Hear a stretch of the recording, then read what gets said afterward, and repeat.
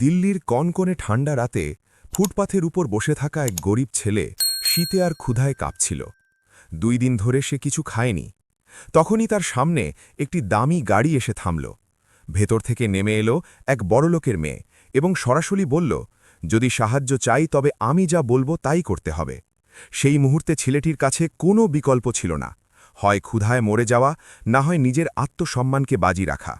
কিন্তু গল্পটি এখানেই থেমে থাকেনি, কারণ এরপর যা ঘটল তা শুধু তার জীবনই বদলে দিল না, বরং আমাদেরও ভাবতে বাধ্য করল যে সাহায্য যদি শর্ত সাপেক্ষ হয় তবে তা কি মানবতা নামে গণ্য হয়। আপনি যদি এমন সত্য এবং হৃদয়স্পর্শী গল্প শুনতে পছন্দ করেন তবে এখনই চ্যানেলটি সাবস্ক্রাইব করুন এবং কমেন্টে জানান আপনি এই মুহূর্তে কোথায় আছেন আর আমাদের ভিডিওটি যখন দেখছেন তখন কি করছেন।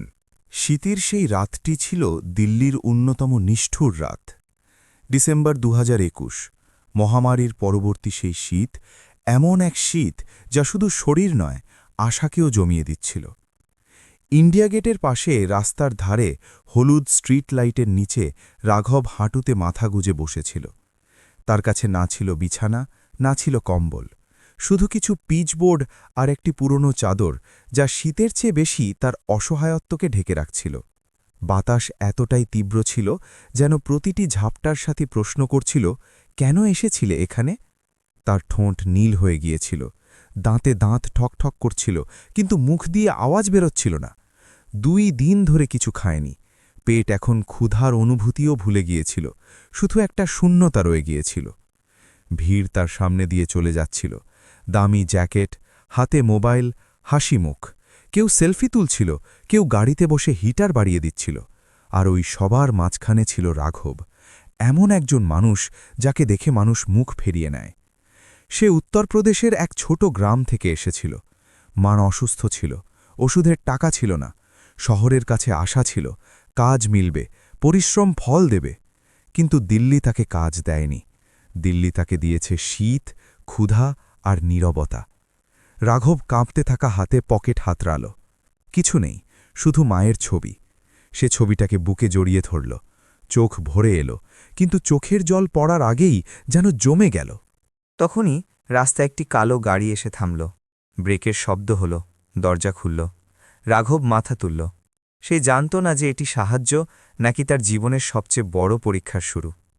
কালো গাড়িটি থামতেই রাস্তার কোলাহল জন্য এক মুহূর্তের জন্য থেমে গেল। ব্রেকের শব্দ বাতাসে মিশে গেল এবং তারপর সব কিছু আগের মতো চলতে থাকল, যেন শহরের কিছু যায় আসে না যে ফুটপাথে বসে থাকা একটি ছেলে এখন অন্য কারো নজরে পড়ে গেছে। রাঘব ধীরে ধীরে মাথা তুলে দেখল। ঝকঝকে গাড়ি, পরিষ্কার কাঁচ, এমন গাড়ি যা সে এতদিন শুধু দূর থেকেই দেখে আসছিল। ড্রাইভার নামল, এদিক ওদিক তাকাল, যেন এমন কিছু থেকে বাঁচতে চাচ্ছে যা তার দুনিয়ার সাথে খাপ খায় না। তারপর সে পেছনের দরজা খুলল। গাড়ি থেকে এক মেয়ে নামল। লম্বা কোট, চকচকে জুতো, খোলা চুল যা ঠান্ডা বাতাসেও অগোছালো হচ্ছিল না। তার মুখ ছিল শান্ত, প্রায় শীতল, যেন এই কনকনে রাত, এই রাস্তা, এই শহরের কষ্টের সাথে তার কোনো ব্যক্তিগত সম্পর্কই নেই। তার নাম ছিল মীরা খান্না।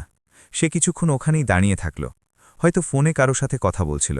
রাঘব মনে মনে ভাবল যে এও বাকি মানুষের মতো চলে যাবে। প্রায়ই এমন হতো, মানুষ দেখত, এক মুহূর্ত দাঁড়াত এবং তারপর এগিয়ে যেত। কিন্তু এবার তেমনটা হল না। মীরার নজর হঠাৎ রাঘবের ওপর পড়ল। প্রথমে সে গুরুত্ব দেয়নি, তারপর তার কাঁপতে থাকা শরীর, নীল হয়ে যাওয়া ঠোঁট আর ছেঁড়া কাপড়ের ওপর নজর গেল। সে এমন দৃশ্য আগেও দেখেছে, বড় শহরগুলোতে এটি কোনো নতুন বিষয় ছিল না। কিন্তু সেই রাতে কিছু একটা আলাদা ছিল। হয়তো শীতটা বেশি তীব্র ছিল, অথবা রাঘবের চোখে কোনো ভিক্ষা নয়, শুধু ক্লান্তি ছিল। মীরা ডাক দিল, এখানে কি করছো? তার গলা উঁচুতেও ছিল না, আবার নরমও ছিল না, শুধু সরাসরি আর শীতল ছিল। রাঘব চমকে গেল। কেউ অবজ্ঞা না করে তার সাথে কথা বলেছে। সে ভয় পেতে পেতে মাথা তুলল। সামনে দাঁড়িয়ে থাকা মেয়েটিকে তার অন্য কোনো জগতের মানুষ বলে মনে হচ্ছিল, এমন এক জগৎ যেখানে শীত মানে শুধু আবহাওয়া, কোনো সাজা নয়। সে বলল, গলা কাঁপছিল, খুব শীত লাগছে। মীরা চারদিকে দেখল, রাস্তা, গাড়ি, মানুষ, আর তারপর জিজ্ঞাসা করল, ঘর নেই? এই প্রশ্নে রাঘবের মুখে এক অদ্ভুত হাসি ফুটে উঠল, যন্ত্রণাদায়ক আর ক্লান্ত। ঘর আছে, সে বলল, কিন্তু অনেক দূরে, এখানে কাজ খুঁজতে এসেছিলাম। মীরা তাকে ওপর থেকে নিচ পর্যন্ত দেখল। ছেঁড়া কাপড়, শুকনো চোখ আর বয়সের চেয়েও বেশি ক্লান্ত মুখ। সে কিছুক্ষণ চুপ থাকল, যেন নিজের মনে কোনো হিসেব কষছিল। তারপর বলল, যদি আমি তোমাকে সাহায্য করি তবে করবে? রাঘবের চোখে এক হালকা চমক খেলে গেল। কি করতে হবে? সে জিজ্ঞাসা করল। মীরার সুর কঠোর হয়ে গেল। আমি যা বলবো তাই করতে হবে, কোনো প্রশ্ন ছাড়াই। এটি শুনে রাঘবের ভেতরে কিছু একটা ভেঙে গেল। এটি সাহায্য ছিল নাকি চুক্তি সে ঠিক করতে পারছিল না। তার চোখের সামনে মায়ের মুখ ভেসে উঠল, গ্রামের কুঁড়ে ঘর আর ওষুধের খালি শিশি। সে নিচের ঠান্ডা মাটির দিকে তাকাল, তারপর মীরার দিকে। যদি মানা করে দিই? সে খুব ধীরে জিজ্ঞাসা করল। মীরা কাঁধ ঝাঁকাল, যেন এটি তার কাছে বড় কোনো ব্যাপারই নয়। তবে আমি চলে যাব, আর তুমি এখানেই থাকবে। বাতাস আরও তীব্র হল, গাড়ির শব্দ বেড়ে গেল, এবং সেই মুহূর্তে পুরো শহরটা যেন রাঘবের বুকের ওপর চেপে বসল। কিছু সেকেন্ড পর সে মাথা নিচু করে নিল। ঠিক আছে, সে বলল, আমি আপনার কথা মানব। মীরা ড্রাইভারের দিকে তাকাল, আর শুধু এটুকুই বলল, একে বসাও। যখন রাঘব গাড়িতে বসল, তখন হিটারের গরম বাতাস তার জমে যাওয়া হাতগুলোকে ছুল। সেই মুহূর্তেই তার চোখ থেকে জল বেরিয়ে এলো কোনো শব্দ ছাড়াই, যেন তার শরীর নিজেই কাঁদার সিদ্ধান্ত নিয়েছে। মীরা দেখল, কিন্তু কিছু বলল না। গাড়ি চলতে শুরু করল। বাইরে সেই একই দিল্লি ছিল, সেই একই ইন্ডিয়া গেট, কিন্তু রাঘব তবুও জানত না যে এটি সাহায্য নাকি তার জীবনের এক নতুন বন্দিত্বের শুরু। গাড়ি শহরের ঝলমলে রাস্তা ছেড়ে ধীরে ধীরে এক শান্ত ও সুরক্ষিত কলোনিতে প্রবেশ করল। উঁচু গেট, নিরাপত্তারক্ষী, গাছের নিচে হলুদ আলো, আর চারদিকে এক থমথমে শান্তি ছিল। রাঘব জানলা দিয়ে বাইরে দেখতে থাকল। এটি দিল্লির সেই অংশ যা সে এতদিন শুধু দূর থেকে দেখেছে, কখনো ছোঁয়ার সাহস করেনি। এখানে শীত ছিল, কিন্তু ফুটপাথের মতো নিষ্ঠুর নয়। এখানে ক্ষুধা ছিল, কিন্তু শুধু খাওয়ার আগেরটুকু।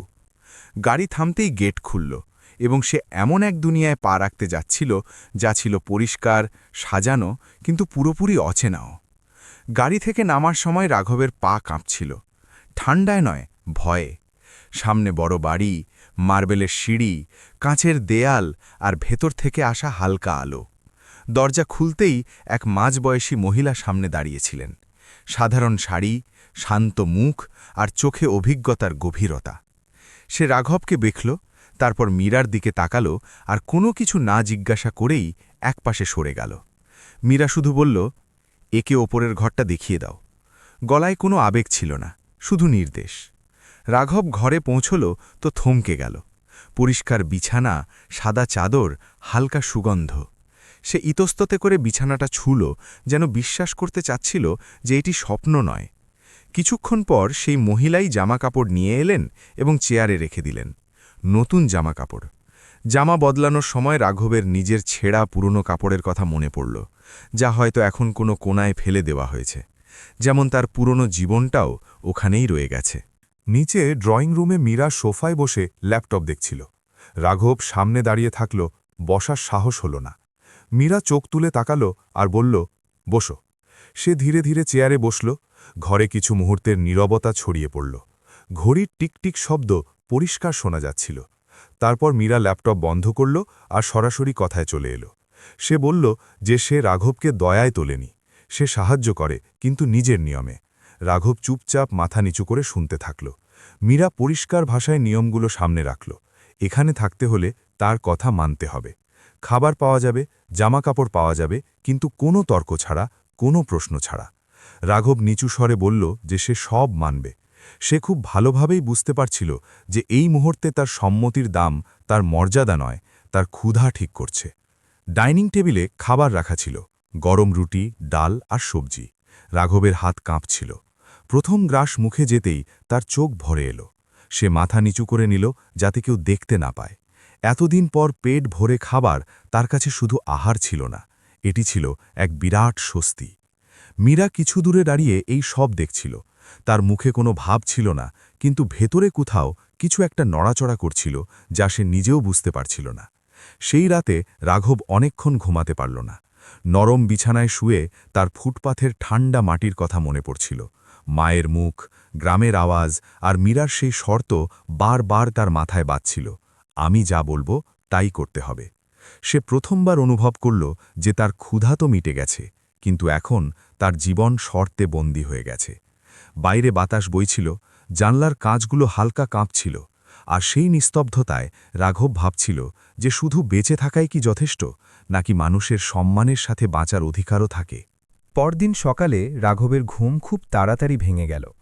এই অভ্যাসটি তার সাথে ফুটপাত থেকে এসেছে, যেখানে ঘুম কখনো পূর্ণ হতো না। কিছু মুহূর্ত সে বিছানায় বসে থাকল, ঘরের নীরবতা বোঝার চেষ্টা করছিল। এখানে কোনো হর্ন ছিল না, কোনো চিৎকার নেই, কোনো তাড়া নেই, শুধু জানলার বাইরে হালকা আলো আর ভেতনে এক অদ্ভুত অস্বস্তি। সে ধীরে ধীরে পা নিচে রাখল, যেন জোরে রাখলে কেউ তাকে মনে করিয়ে দেবে যে সে এখানে অতিথি নয়, এক শর্তে আটকে থাকা মানুষ। নিচে রান্নাঘরে সবকিছু নির্দিষ্ট সময়ে চলছিল। কাজের লোক আগেই কাজে লেগে গিয়েছিলেন।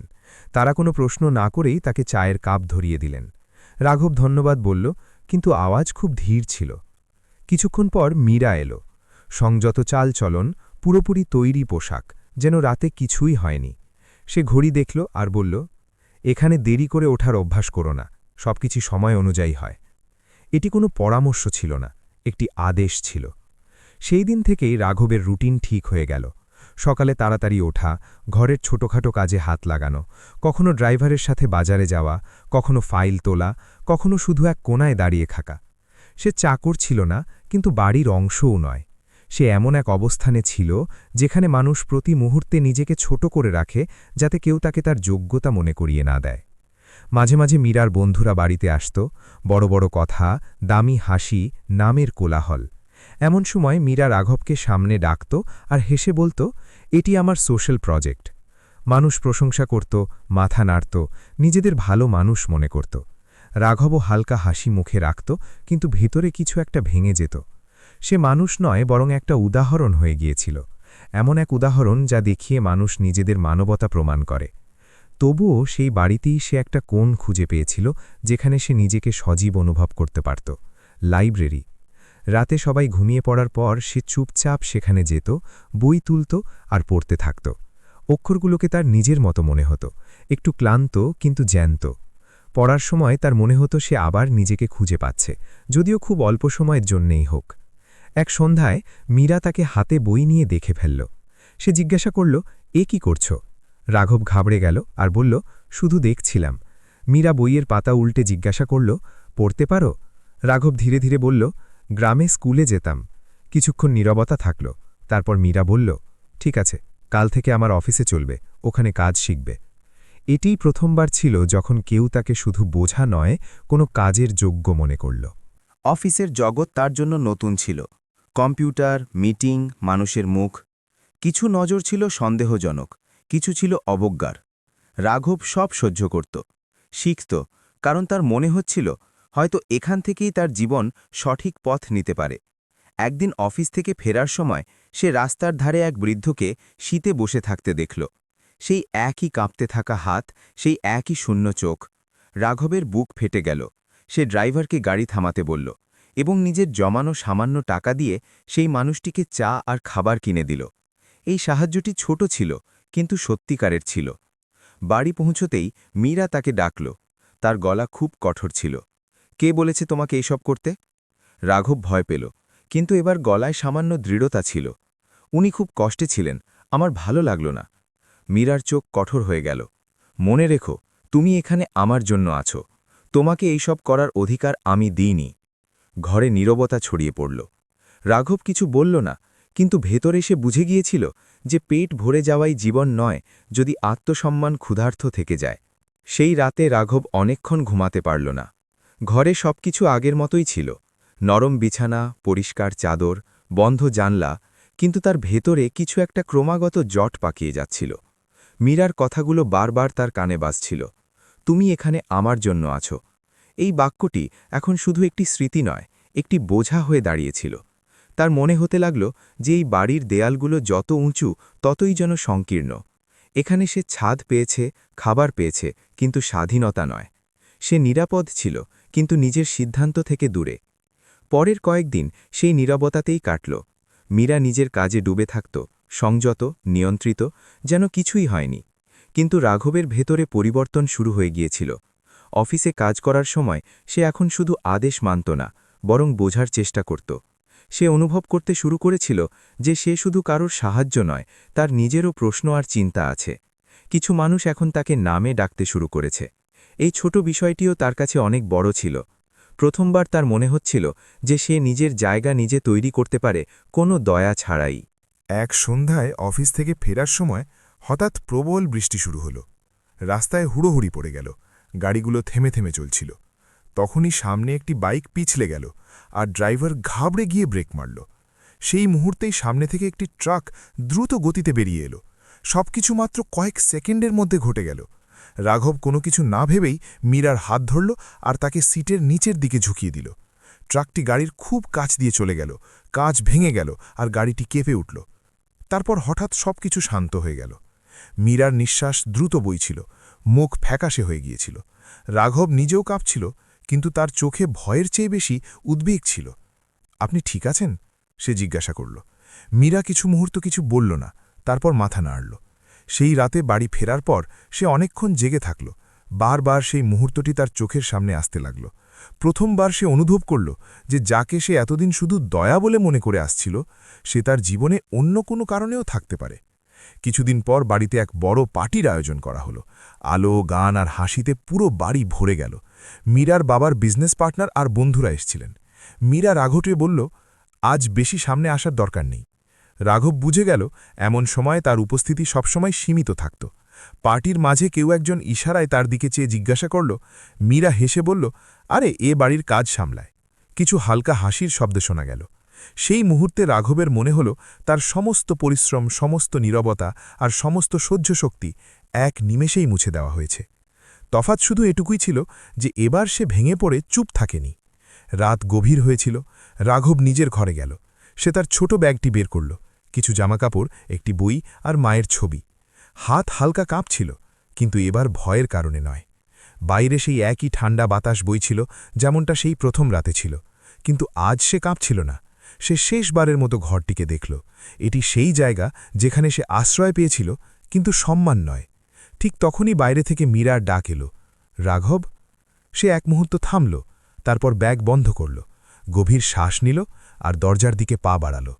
কারণ এখন সে জেনে গেছে, যদি আত্মসম্মান মরে যায় তবে মানুষ বেঁচে থেকেও কিছু অবশিষ্ট থাকে না। রাঘব যখন সেই বাড়ির গেট থেকে বাইরে বেরোল, তখন রাত তার সবচেয়ে গাঢ় রঙে ডুবেছিল। রাস্তায় সেই একই শীত, সেই একই নিস্তব্ধতা, সেই একই বাতাস যা হাড় পর্যন্ত কাঁপিয়ে দেয়। কিন্তু আজ তার কাঁধে কোনো উপকারের বোঝা ছিল না। হাতে ছোট ব্যাগ আর মনে এক অদ্ভুত শান্তি ছিল। সে জানত না সামনে কি হবে, কোথায় যাবে, কিভাবে বাঁচবে। কিন্তু এটুকু নিশ্চিত ছিল যে সে এখন আর শর্ত মেনে বাঁচবে না। সে পেছনে ফিরে তাকাল না, কারণ তার ভয় ছিল যদি পেছনে ফিরে তাকায় তবে সাহস ভেঙে যাবে, আর সে আবার সেই দেওয়ালের ভেতরে ফিরে যাবে যেখানে ছাদ তো ছিল, কিন্তু সম্মান ছিল না। সে পুরো রাত হাঁটতে থাকল। কখনো বাস স্ট্যান্ডের বাইরে বসল, কখনো রেল স্টেশনের সিঁড়িতে কিছুক্ষণ জিরিয়ে নিল, তারপর উঠে আবার এগিয়ে চলল। কোথাও থামতে মন চাইল না। মাথায় প্রশ্ন ভিড় করছিল, কাজ মিলবে কিনা, টাকা কতদিন চলবে, মায়ের ওষুধের কি হবে। কিন্তু এই প্রশ্নগুলোর নিচে আরেকটি আওয়াজ ছিল যা আগে কখনো এত পরিষ্কার ছিল না। সেই আওয়াজ বলছিল যে ক্ষুধা সহ্য করা যায়, ক্লান্তি সহ্য করা যায়, কিন্তু অপমান প্রতিদিন বাঁচা যায় না। সকালের প্রথম আলোর সাথে সে একটি ছোট চায়ের দোকানে থামল। এক কাপ চা আর একটি শুকনো রুটি। দোকানদার কিছু জিজ্ঞাসা করল না। হয়তো সে বুঝে গিয়েছিল যে কিছু মানুষ প্রশ্নে নয়, নীরবতায় নিজেকে সামলে নেয়। সেই দিন থেকে রাঘব কাজ খুঁজতে শুরু করল। তফাৎ শুধু এইটুকুই ছিল যে এবার সে হাত জোড় করে দাঁড়িয়েছিল না, সে সোজাসুজি চোখে চোখ রেখে কথা বলছিল। অনেক জায়গা থেকে মানা করে দেওয়া হলো, কোথাও অভিজ্ঞতার অভাব বলা হলো, কোথাও সন্দেহের নজরে দেখা হলো। দুপুর পর্যন্ত তার পা ব্যথা করতে শুরু করল, গলা শুকিয়ে গেল, কিন্তু সে থামল না। তখনই এক গলিতে সে একটি ছোট বোর্ড দেখল, বস্তি শিশুদের জন্য পড়াশোনা, অভাবীদের জন্য সাহায্য। সে ভেতরে গেল। সাধারণ অফিস ছিল, দেওয়ালে শিশুদের আঁকা ছবি আর বাতাসে এক আপন ভাব যা না বলেই ভরসা দেয়। সেখানে তাকে কেউ তার কাহিনী জিজ্ঞাসা করল না, শুধু তার নাম জিজ্ঞাসা করল। এটি তার কাছে নতুন ছিল। তাকে পরিষ্কার জানিয়ে দেওয়া হলো যে কাজ খুব বেশি নেই, বেতনও কম, কিন্তু এখানে কাউকে নিচু চোখে দেখা হয় না। রাঘব কোনো চিন্তা না করেই রাজি হয়ে গেল। সেই বিকেলে যখন সে বাইরে বেরোল তখন তার পকেট হালকা ছিল কিন্তু পা ভারী ছিল না। তার মনে হচ্ছিল আজ সে প্রথমবার নিজের জন্য কিছু পছন্দ করেছে, কোনো বাধ্যবাধকতায় নয়। দিন কাটতে লাগল। রাঘব শিশুদের পড়াতে লাগল। খালি পা আর ছেঁড়া খাতার সেই সব শিশু যাদের চোখে স্বপ্ন এখনও বেঁচে আছে। সে তাদের শুধু অক্ষর শেখাত না, সে তাদের এটাও বলতো যে পরিস্থিতি যেমনই হোক, মানুষের দাম পরিস্থিতি ঠিক করে না। শিশুরা তাকে নাম ধরে ডাকত। এই ছোট বিষয়টি তার কাছে অনেক বড় ছিল। প্রথমবার সে অনুভব করল যে সে কারো উপর বোঝা নয়, বরং কারো জন্যে সাহারা হয়ে উঠছে। প্রথম বেতন পাওয়ার পর সে সবার আগে মাকে টাকা পাঠাল। ফোনে মায়ের গলা কাঁপছিল। তুই ঠিক আছিস তো? সে জিজ্ঞাসা করল। রাঘব কিছুক্ষণ চুপ থাকল, তারপর বলল, হ্যাঁ মা, এখন ঠিক আছি। এটি ছিল সত্যি। তার কাছে বড় বাড়ি ছিল না, নরম বিছানা ছিল না, কিন্তু তার কাছে শান্তি ছিল। রাতে সে প্রায়ই সেই সব রাস্তা দিয়ে যেত যেখানে কখনো সে বসে থাকত। তফাৎ শুধু এটুকুই ছিল যে এখন সে নিচু হয়ে চলত না। শীত একই ছিল, শহর একই ছিল, কিন্তু তার ভেতরে অনেক কিছু বদলে গিয়েছিল। রাঘবের এই সফর আমাদের মনে করিয়ে দেয় যে মানুষের সবচেয়ে বড় শক্তি হল তার আত্মসম্মান। সাহায্য যখন শর্তের বেড়াজালে আসে তখন তা মনকে বিষিয়ে দেয়। দয়া করার চেয়েও বড় গুণ হল কাউকে নিজের যোগ্য করে তোলা, যাতে সে সম্মানের সাথে মাথা উঁচু করে বাঁচতে পারে।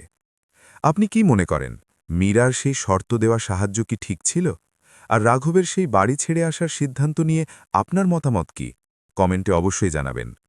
রাস্তাটি ছিল কঠিন, দীর্ঘ, কিন্তু নিজের আর এই উপলব্ধি তাকে প্রতিদিন সকালে ওঠার শক্তি দিচ্ছিল। রাঘব চলে যাওয়ার পর বাড়িটি আগের মতোই রইল, কিন্তু আর বাড়ির মতো মনে হতো না। দেয়াল, আসবাবপত্র, পরিপাটি ভাব সবকিছু নিজের জায়গাতেই ছিল, কিন্তু মীরা প্রথমবার অনুভব করল যে জায়গাগুলো আওয়াজ চায়। সকালে সে অনেকক্ষণ ঘরে বসে থাকত, ল্যাপটপ খোলা থাকত, কিন্তু স্ক্রিনের শব্দগুলোতে মন টিকত না। কখনো তার মনে হতো বাইরে কারো পায়ের শব্দ শোনা যাচ্ছে। সে অজান্তেই দরজার দিকে তাকিয়ে ফেলত, তারপর নিজেই থেমে যেত। এই বাড়িটি সবসময়ই বড় ছিল, কিন্তু আজ প্রথমবার এটি তাকে এক শূন্যতার অনুভূতি দিচ্ছিল। এমন এক শূন্যতা যা হইচই দিয়ে ভরে না। কাজ চলতে থাকল, মিটিং, কল, প্রশংসা সবকিছু আগের মতোই। মানুষ বলতে থাকল যে সে কত সাহায্য করেছে, কত প্রজেক্ট চালিয়েছে। মীরা আনুষ্ঠানিক হাসির সাথে মাথা নাড়ত, কিন্তু ভেতরে কিছু একটা আটকে থাকত। তার বারবার সেই রাতের কথা মনে পড়ত, বৃষ্টি, ভাঙা কাঁচ আর রাঘবের সেই হাত যা কোনো শর্ত ছাড়াই তাকে বাঁচাতে এগিয়ে এসেছিল। সেই মুহূর্তে না ছিল অধিকার, না ছিল এহসান, শুধু একজন মানুষ অন্য একজন মানুষের জন্য দাঁড়িয়েছিল।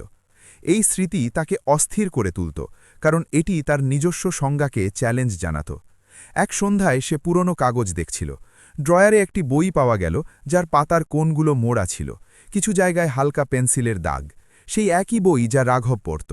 মীরা পাতা উল্টাল আর থমকে গেল। প্রথমবার তার মনে হল যে সে কাউকে না জেনেই বিদায় করে দিয়েছে। নিজের ওপর তার রাগ হল। সে সাহায্যকে সবসময় ক্ষমতার মতো ব্যবহার করেছিল, আর ক্ষমতা প্রায়ই শুনতে ভুলে যায়। বই বন্ধ করতে করতে তার মনে হল যে পরিবর্তন চিন্তা থেকে নয়, অভ্যাস থেকে শুরু হয়। ওদিকে রাঘবের জীবন এক নতুন ছন্দ খুঁজে পাচ্ছিল। এনজিওতে শিশুদের সংখ্যা বেড়েছিল। সে এখন শুধু পড়াতো না, শুনত তাদের ভয়, তাদের ছোট ছোট জয়, তাদের স্বপ্ন। কখনো সে শিশুদের সাথে কাগজে ঘর বানাত, এমন ঘর যেগুলোর দরজা খোলা আর শর্তগুলো বন্ধ। সে বুঝে গিয়েছিল যে সম্মান কোনো বড় ভাষণ নয়, এটি রোজকার ছোট ছোট অভ্যাস। কাউকে নাম ধরে ডাকা, চোখে চোখ রেখে কথা বলা, আর তার কথা পুরোপুরি শোনা। একদিন মীরার গাড়ি সেই রাস্তা দিয়ে যাচ্ছিল যেখানে এনজিওর বোর্ড লাগানো ছিল। শিশুদের হাসির শব্দ বাইরে পর্যন্ত আসছিল। জানি না কেন সে ড্রাইভারকে গাড়ি থামাতে বলল। সে নেমে কয়েক পা এগিয়ে গেল, কিন্তু ভেতরে গেল না। ভেতর থেকে রাঘবের গলা শোনা যাচ্ছিল। সে শিশুদের বোঝাচ্ছিল যে ভুল করা হলো শেখার একটি পথ। মীরা ওখানেই দাঁড়িয়ে গেল। সে নিজেকে দেখাল না, সে শুধু শুনতে থাকল। এই শোনাটা তাকে বিঁধছিল, আবার স্বস্তিও দিচ্ছিল, কারণ এখানে কেউ ওপরে বা নিচে ছিল না। কিছুক্ষণ পর রাঘব বাইরে এলো। তার নজর দূরে দাঁড়িয়ে থাকা মীরার ওপর পড়ল। দুজনেই এক মুহূর্তের জন্য থমকে গেল। বাতাসে শীত ছিল, কিন্তু প্রথম রাতের মতো নয়। মীরা কিছু বলার জন্য এগিয়ে গেল, তারপর থেমে গেল। শব্দগুলো সহজ ছিল না।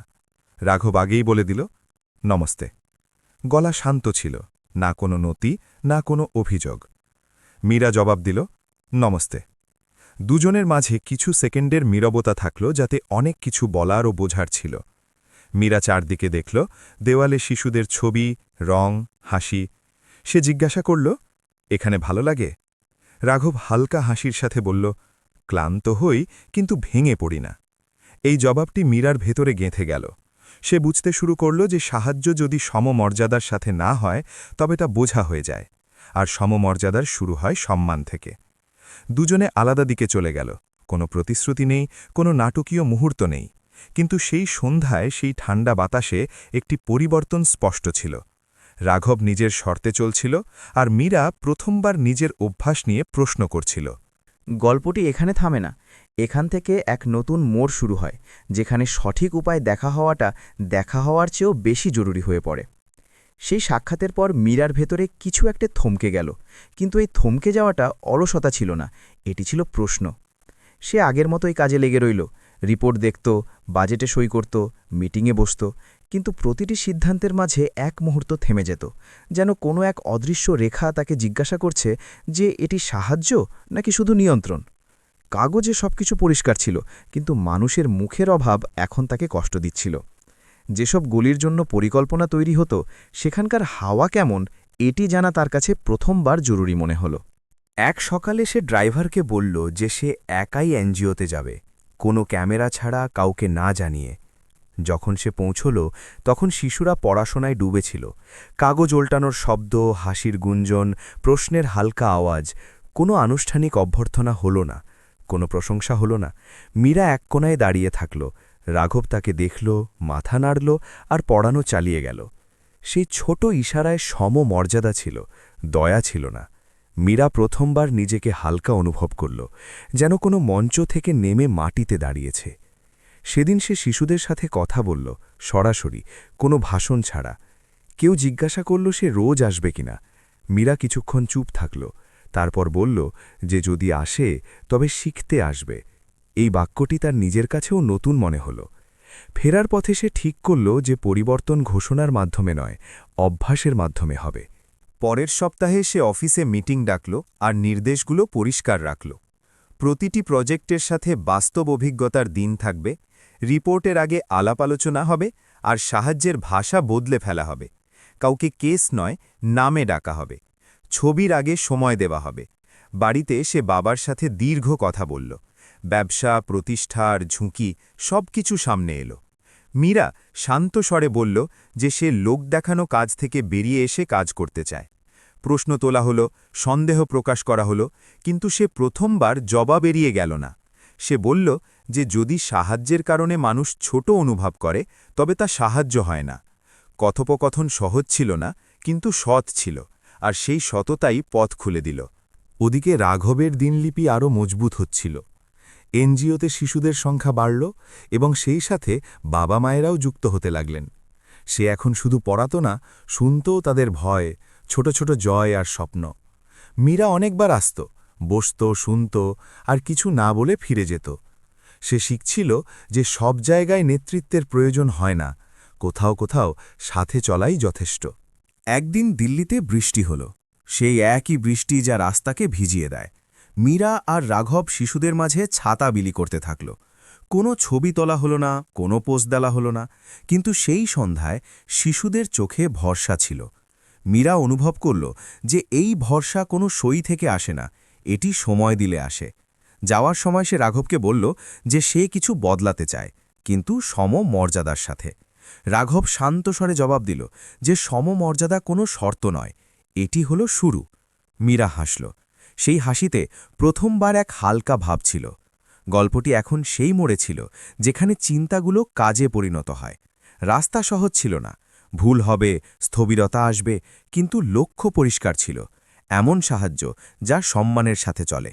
আর এই লক্ষ্যই ভবিষ্যতে দুজনকে আবার সামনাসামনি নিয়ে আসার কথা ছিল, এবার কোনো দয়া ছাড়াই।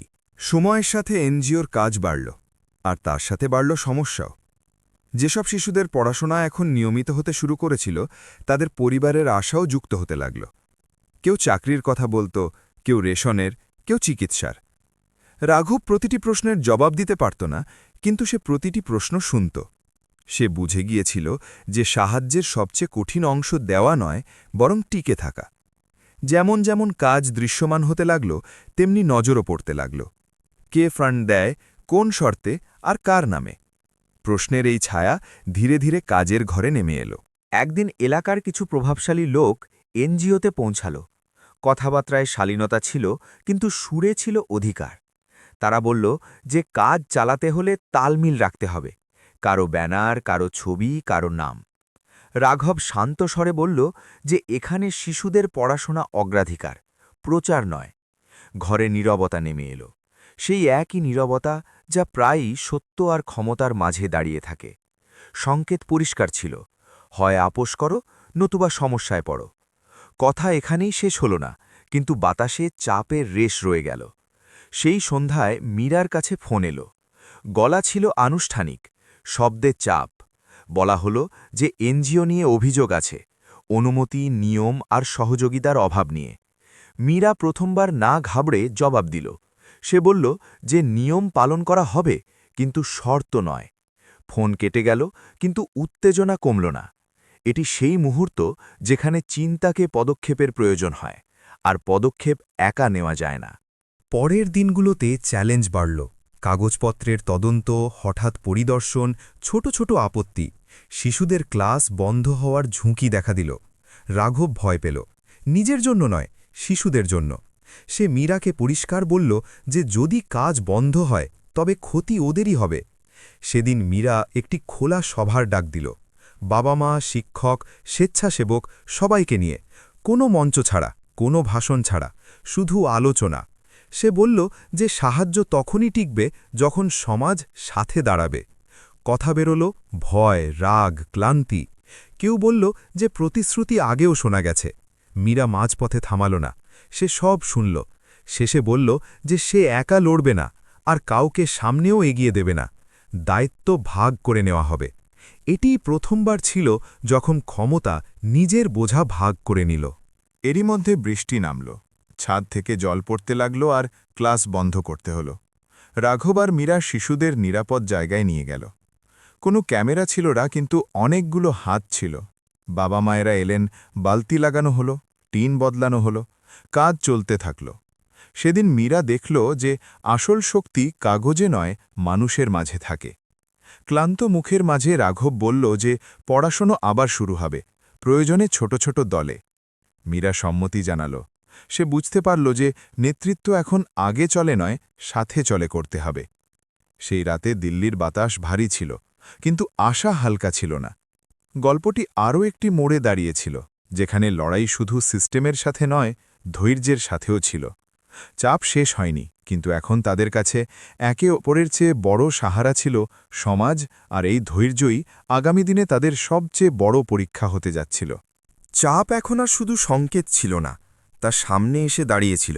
এক সকালে এনজিওর গেটে নোটিশ সাটানো পাওয়া গেল, কিছু প্রযুক্তিগত ত্রুটির নামে কার্যক্রম সাময়িকভাবে বন্ধ করার আদেশ। সেদিন ক্লাস শুরু হতে পারল না।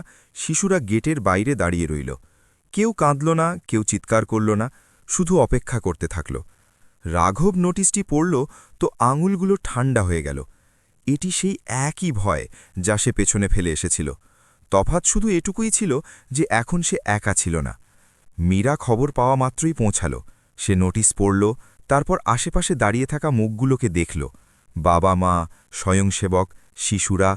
প্রথমবার সে চড়া গলায় নয়, পরিষ্কার আর স্থির গলায় বলল যে তারা নিয়ম মেনে চলবে, জবাব দেবে, আর যদি প্রয়োজন হয় তবে কাজ অন্য কোনো জায়গা থেকে চালিয়ে যাবে। কেউ জিজ্ঞাসা করল, ফান্ডের কি হবে? মীরা না থমকে বলল যে ফান্ড বন্ধ হতে দেবে না, এমনকি এর জন্য যদি তাকে ব্যক্তিগতভাবে মূল্য দিতে হয় তবুও। এই বাক্যটি তার জন্য সহজ ছিল না, কিন্তু সে জানত যে এখন পিছিয়ে আসাই হবে সবচেয়ে বড় মূল্য দেওয়া। সেদিনই আরও একটি ফোন এলো, সরাসরি কোনো ভূমিকা ছাড়াই। বলা হলো যে সে যদি সহযোগিতা দেখায়, নাম যুক্ত করে দেয়, তবে নোটিশ সরে যেতে পারে। মীরা কিছু সেকেন্ড খামোশ রইল। তার মনে পড়ল সেই প্রথম দিনের কথা, যখন সে সাহায্যকে শর্ত বানিয়ে ফেলেছিল। সে ফোনে বলল যে শিশুদের নামে সে কারো নাম লাগাবে না। ফোন কেটে গেল। ঘরে সন্নাটা ছিল। রাঘব তার দিকে তাকাল। দুজনেই জানত যে এই সিদ্ধান্তের মূল্য দিতে হবে, আর সেই মূল্য সহজে দেওয়া যায় না। পরের কয়েকদিন কঠিন ছিল। জায়গা বদলাতে হলো। একটি কমিউনিটি হল পাওয়া গেল। ছোট, শোরগোলপূর্ণ, কিন্তু খোলা। শিশুরা ওখানেই পড়তে লাগল। বাবা মায়েরা পালা করে চেয়ার আনতেন, জল রাখতেন, বই গুছিয়ে রাখতেন। কোনো সুবিধে ছিল না, কিন্তু জেদ ছিল। মীরা প্রতিদিন আসত, বসত, কাগজ সামলাত, প্রশ্নের জবাব দিত। প্রথমবার সে নিজের আরামকে কাজের পথ থেকে সরিয়েছিল। রাঘব দেখল যে নেতৃত্বের মানে আগে চলা নয়, সবার শেষে ক্লান্ত হওয়াও বটে। এরই মাঝে শুনানির তারিখ পাওয়া গেল। একটি ঘরে কাগজ, নিয়ম আর কিছু মুখ। মীরা শান্ত স্বরে কথা রাখল। নথিপত্র পূর্ণ ছিল, জবাব পরিষ্কার। সে কারো ওপর অভিযোগ আনল না, শুধু শিশুদের পড়াশোনার কথা বলল। শুনানির শেষে আদেশ বদলানো হল। কাজ চালিয়ে যাওয়ার অনুমতি মিলল, কোনো শর্ত ছাড়াই। এই জয়টি হইচইপূর্ণ ছিল না, কিন্তু সত্যিকারের ছিল। সন্ধ্যায় শিশুরা আবার সেই বোর্ডের নিচে বসল। রাঘব পড়ানো শুরু করল। মীরা দূর থেকে তাকিয়ে রইল। তার মনে পড়ল এক সময় ছিল যখন সে সাহায্যকে ক্ষমতা মনে করত। আজ সে বুঝতে পারছে যে ক্ষমতা তখনই তৈরি হয় যখন তা ভাগ করে নেওয়া হয়। রাঘব শিশুদের বলল যে পড়াশোনা থামেনি, শুধু রাস্তা বদলেছিল।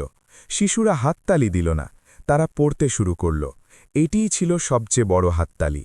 দিন শেষে মীরা আর রাঘব একসাথে বসল। কোনো জয়ের ভাষণ নেই, কোনো প্রতিশ্রুতি নেই, শুধু ক্লান্তি আর স্বস্তি। মীরা বলল যে রাস্তা সহজ থাকবে না। রাঘব বলল যে সহজ রাস্তা প্রায়ই সঠিক জায়গায় নিয়ে যায় না। দুজনেই হাসল। দিল্লির হাওয়া ভারী ছিল, কিন্তু ভেতরে ভরসা ছিল। মূল্য দেওয়া হয়ে গিয়েছিল, নামের নয়, সুবিধার নয়, বরং আরামের। আর বদলে যা পাওয়া গেল তা হল সম্মান। এটি শেষ ছিল না, কিন্তু লক্ষ্য এখন স্থির ছিল। সামনে যাই হবে, শর্তে নয়, সমমর্যাদায় হবে। ক্লাস আবার চলতে শুরু করেছিল, কিন্তু এখন তাতে আগের মতো শোরগোল ছিল না।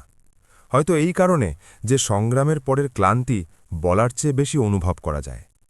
রাঘব সকালে শিশুদের পড়াত, দুপুরে কাগজ সামলাত, আর সন্ধ্যায় ফেরার সময় প্রায়ই রাস্তায় দাঁড়িয়ে আকাশ দেখত। তার মনে হতো যেন শহরের আওয়াজও কিছুটা নরম হয়ে গেছে। সেই সন্ধ্যায় সে পকেট থেকে মায়ের ছবি বের করল। অনেক দিন ধরে সে কল করা এড়িয়ে যাচ্ছিল। কাজ, চাপ, দায়িত্ব, প্রতিটি বাহানার পেছনে একটি ভয় লুকিয়েছিল যে যদি কোনো প্রশ্নের জবাব দিতে হয়। কিন্তু এখন সেই ভয়টি আর অতটা ভারী ছিল না। সে ফোন করল।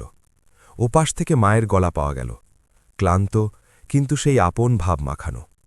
বেটা, মা বলল। রাঘব কিছুক্ষণ চুপ থাকল, যেন শব্দগুলোকে সঠিক জায়গায় বসাতে চাচ্ছে। তারপর বলল, হ্যাঁ মা। মা জিজ্ঞাসা করল, সব ঠিক আছে তো? রাঘব সত্যি কথাটিই বলল, পুরোপুরি নয়, কিন্তু আগের চেয়ে ভালো। সে জানালো যে কাজ চলছে, শিশুরা পড়ছে, আর সে নিজেকে সামলে নিয়েছে। মা ওষুধের কথা তুলল, গ্রামের হালকা ছালের গল্প করল। কথোপকথন দীর্ঘ ছিল না, কিন্তু যখন ফোন রাখা হলো তখন রাঘবের মনে হলো যেন সে অনেক দিন পর ঘরকে ভেতর থেকে ছুঁয়ে ফেলেছে। কিছুদিন পর সে গ্রামে গেল, বেশি দিনের জন্য নয়, শুধু মায়ের সাথে দেখা করে ফেরার জন্য। স্টেশনে ট্রেনের শব্দ, প্ল্যাটফর্মের ভিড়, সবকিছু চেনা ছিল, কিন্তু এবার তার ভেতরে কোনো তাড়াহুড়ো ছিল না। গ্রামে পৌঁছতেই মাটির সুগন্ধ পাওয়া গেল। মা দরজায় দাঁড়িয়েছিলেন। দুজনে বেশি কথা বলেনি, মা শুধু তার মাথায় হাত রাখলেন। সেই একটি স্পর্শে প্রশ্নও ছিল, আবার উত্তরও। রাঘব বলল যে সে এখন আর শর্তে বাঁচে না। মা তার দিকে তাকালো আর শুধু এটুকুই বলল, ভালো করেছিস। এই বাক্যটি কোনো আশীর্বাদের চেয়ে কম ছিল না। ফিরে এসে রাঘব আবার শিশুদের মাঝে চলে এলো। এবার সে তাদের জিজ্ঞাসা করল যে তারা বড় হয়ে কি হতে চায়। জবাব আলাদা আলাদা ছিল, ডাক্তার, টিচার, ড্রাইভার। রাঘব বলল যে যাই হও না কেন, আগে মানুষ থেকো। শিশুরা মাথা নাড়ল। হয়তো তারা পুরোপুরি বুঝল না, কিন্তু বীজ বোনা হয়ে গিয়েছিল। মীরা দূর থেকে এইসব দেখছিল। সে অনুভব করল যে জয়ের পর সবচেয়ে কঠিন কাজ হল জয়কে সামলে রাখা। সে রাঘবকে বলল যে সে ভবিষ্যতেও একসাথে কাজ করতে চায়, কিন্তু সমমর্যাদার সাথে। রাঘব সম্মতি জানাল। দুজনেই জানত যে রাস্তা লম্বা আর ভুল হবে, কিন্তু লক্ষ্য এখন পরিষ্কার। সন্ধে নামার সময় রাঘব আকাশের দিকে তাকাল। তারাগুলো একই ছিল, দিল্লি একই ছিল, কিন্তু তার মন হালকা ছিল। সে বুঝে নিয়েছিল যে জীবনে প্রতিবার এগিয়ে যাওয়া মানেই উঁচুতে চড়া নয়, কখনো কখনো সঠিক জায়গায় টিকে থাকাও জয় হয়। গল্পটি এখন তার সমাপ্তির কাছে ছিল, যেখানে শোরগোল কম হয় আর অর্থ গভীর হয়, আর যেখানে মানুষ এটি শিখে নেয় যে সম্মানের সাথে বেঁচে থাকা সাধারণ জীবনই হল সবচেয়ে বড় সাফল্য। সময় নিজের গতিতে এগিয়ে চলল, কিন্তু এখন তা রাঘবকে টেনে নিয়ে যেত না, সাথে নিয়ে চলত। এনজিওর ক্লাসগুলো চলতে থাকল, কখনো কম শিশুর সাথে, কখনো বেশির সাথে, কিন্তু প্রতিদিন সততার সাথে। রাঘব এখন নিজেকে প্রমাণ করার চেষ্টা করত না, সে শুধু নিজের কাজ করত। পুরো মন দিয়ে শিশুদের প্রশ্ন, তাদের ভুল, তাদের হাসি, সব কিছু তাকে মনে করিয়ে দিত যে সে সঠিক জায়গায় আছে। তার কাছে সফলতা এখন কোনো উঁচু চেয়ারের নাম নয়, বরং প্রতিদিন সন্ধ্যায় সেই স্বস্তির নাম যা কোনো শর্ত ছাড়াই পাওয়া যায়। মীরার জীবনও বদলে গিয়েছিল, কিন্তু বাইরে থেকে নয়, ভেতর থেকে। সে এখন কম কথা বলত, বেশি শুনত। তার সিদ্ধান্তগুলো ধীর হয়ে গিয়েছিল, কিন্তু মজবুত। সে শিখল যে সাহায্য যদি ওপর থেকে করা হয় তবে তা বোঝা হয়ে যায়, আর যদি সাথে চলে করা হয় তবে তা পথ তৈরি করে। এনজিওতে সে এখন কোনো পরিচিত মুখ হিসেবে নয়, একটি হাতের মতো উপস্থিত থাকত। যেখানে প্রয়োজন সেখানে। না ছিল ক্যামেরা, না ছিল অভিনন্দন, শুধু কাজ ছিল আর কাজের সম্মান। এক সন্ধ্যায় ক্লাস শেষ হবার পর শিশুরা ধীরে ধীরে চলে গেল। রাঘব চেয়ারগুলো গুছিয়ে রাখছিল। মীরা কাছে এসে বসল। দুজনের মাঝে কোনো আনুষ্ঠানিকতা ছিল না। মীরা বলল যে মাঝে মাঝে তার ভয় লাগে যে সে আবার পুরনো অভ্যেসে ফিরে না যায়। রাঘব জবাব দিল যে ভয় থাকা খারাপ নয়, কারণ ওটাই মানুষকে সজাগ রাখে। দুজনেই হাসল। এই হাসিটি জয়ের ছিল না, এটি ছিল উপলব্ধির। কিছু দূরে ইন্ডিয়া গেটের আলো দেখা যাচ্ছিল। একই জায়গা, একই শহর, একই শীত, কিন্তু গল্পটি এখন আর আগের মতো ছিল না। কখনো এই শীতই রাঘব ফুটপাথে কাঁপত, আর আজ সেই শীতই সে সোজা হয়ে দাঁড়িয়েছিল। তফাৎ টাকার ছিল না, তফাৎ ছিল আত্মসম্মানের। সে বুঝে গিয়েছিল যে জীবন সবাইকে সমান সুযোগ দেয় না, কিন্তু সমমর্যাদায় বাঁচার অধিকার সবার কাছেই থাকে। মীরা ধীরে ধীরে বলল যে যদি সেই রাতে সে গাড়ি না থামাত তবে হয়তো এই সব হতো না। রাঘব মাথা নাড়ল আর বলল যে যদি সেই রাতে সে নিজের শেষ আশাটি আঁকড়ে ধরে না থাকত তবেও এই সব হতো না। দুজনেই চুপ হয়ে গেল। সেই নিস্তব্ধতায় কোনো আফসোস ছিল না, শুধু কৃতজ্ঞতা ছিল। কিছু সাক্ষাৎ সাহায্যের জন্য নয়, আয়না দেখানোর জন্য হয়। এই গল্পটি এখানেই শেষ হয় না, কারণ এমন গল্প কখনো শেষ হয় না। এটি সেই প্রতিটি জায়গায় শুরু হয় যেখানে কোনো মানুষ অন্য কোনো মানুষকে শর্ত দিয়ে নয়, সম্মান দিয়ে দেখে। এটি আমাদের মনে করিয়ে দেয় যে সাহায্য যদি ক্ষমতা হয়ে যায় তবে তা আঘাত করে, আর যদি মানবতা হয়ে ওঠে তবে জীবন বদলে দেয়। আর সবচেয়ে বড় কথা, পরিস্থিতি যেমনই হোক, মানুষের দাম পরিস্থিতি ঠিক করে না। যদি এই গল্পটি আপনার মন ছুঁয়ে যায় তবে এটি লাইক করুন, শেয়ার করুন, আর কমেন্টে জানান আপনি রাঘবের জায়গায় থাকলে কি করতেন, আর যদি আপনি মীরার জায়গায় থাকতেন তবে কি শিখতেন। এমন সব সত্যি, আবেগপূর্ণ আর মানবিকতায় ভরা গল্পের জন্য আমাদের চ্যানেলটি সাবস্ক্রাইব করুন, কারণ প্রতিটি গল্পই শুধু গল্প হয় না, কখনো কখনো তা আমাদের আরও ভালো মানুষ হওয়ার সুযোগও করে দেয়।